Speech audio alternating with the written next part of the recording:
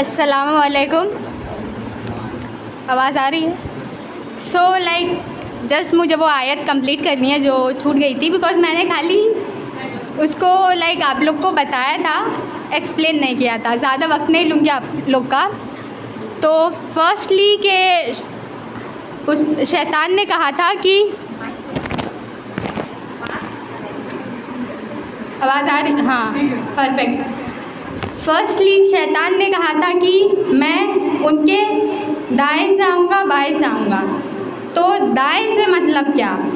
दाएं से मतलब वो पहले आएगा, हमें हमारे फ्यूचर का ऐसी चीज़ें दिखाएगा कि फ्यूचर में तुम कुछ नहीं कर पाओगे। बिकॉज जब एक दिन सर ने पूछा था हम लोग से कि आप लोग को किस चीज़ का ज़्यादा डर है, फियर किस चीज़ का है, तो उस दिन बहुत लोग ने बोला था कि हम लोग को फ्यूचर का डर है कि क्या हो गया अगर मैं सक्सेसफुल नहीं हुआ तो, या जो मुझे करना है वो मैं नहीं कर पाया तो ये सब जो ख्याल हैं वो शैतान की तरफ से होते हैं। ऑफकोर्स जो होता है अल्लाह की तरफ से होता है, लेकिन शैतान वो चीज़ हम में डालता है कि तुम अगर ऐसा करोगे तो ये नहीं कर पाओगे, कि तुमने ये किया तो ये नहीं किया, तुम आगे कुछ नहीं कर पाओगे। उसका काम है हमको मायूस करना, और जब वो बहुत अच्छी से करता है फिर वो बाएं से आता है, हमारे पास्ट के हम लोग को चीज़ें याद कराता है, तुमने तो ऐसा किया था, तुमने तो वैसा किया था। और फिर ऐसे वैसे में हम ओवर थिंकिंग करके, डिप्रेस करके बहुत लोग सुसाइड भी कर लेते हैं।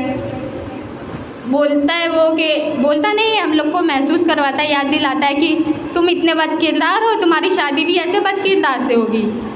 ऐसा ज़रूरी नहीं है।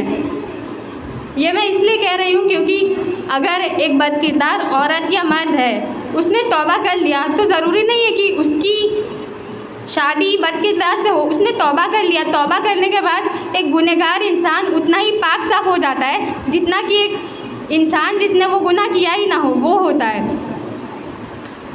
और उसके बाद दाएं बाएं,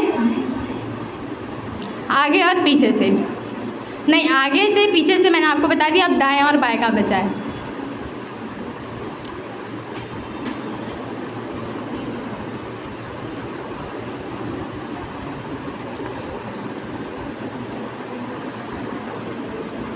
ऐसे ही फिर वो आता है, हमें मायूस कराता है, और फिर हमें हम डिप्रेस हो जाते हैं।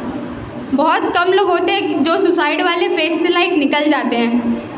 बहुत लोग होते हैं जो सुसाइड कर लेते हैं। वो हम लोग क्यों करते हैं? हम लोग बस इसलिए करते हैं कि हमको लगता है कि कुछ नहीं, सब होप ख़त्म। ये लगता है कि अगर हम ख़त्म तो सब सॉल्व हो जाएगा, लेकिन हम ये नहीं सोचते। उस वक्त दिमाग काम ही नहीं करता। बेसिकली हम ये सोचते ही नहीं कि हमारे माँ बाप रोएंगे। ये सोचते हैं हाँ रोएंगे, 4 दिन रोएंगे, फिर चुप हो जाएंगे, सब ठीक हो जाएगा। लेकिन हम लोग ये नहीं सोचते कि वो 4 दिन रोएंगे। उन्होंने माँ जब पैदा करती है तो 20 से ज़्यादा हड्डियों टूटने का जो दर्द होता है, तब उस पर क्या गुजरेगी, क्या बीतेगी, हम लोग ये क्यों नहीं सोचते हैं? वो बाप जो खाली हमारे लिए इतनी मेहनत कर रहा है, इतनी मशक्क़त कर रहा है कि हमें कुछ बना सकें, उस पर क्या बीतेगी? वो आता है हमें मायूस करने के लिए। और ये बस इतना ही कह के मैं ख़त्म करना चाहूँगी कि सब चीज़ आती है शुक्रगुजारी पे। शुक्रगुजारी मतलब कदरदानी। आप कदर करें जो नेमतें आपके पास हैं, तो जो नहीं है वो चीज़ आपको उदास नहीं करेंगी। शुक्र करें अल्लाह का। इस कोर्स में हम लोग जब भी आते थे ऑफलाइन बैच में, हम लोग स्टार्ट भी इसी से करते थे।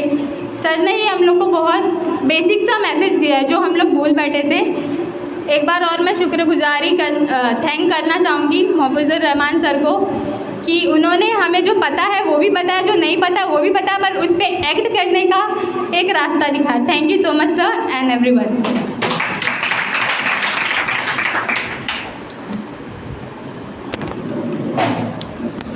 बहुत ही खूबसूरत अंदाज़ में अलीशा अंसारी ने इस्लाम की रोशनी डालते हुए अपनी बातों को बेबाकी से रखा और हमें एक बेहतर गाइडेंस फराहम किया।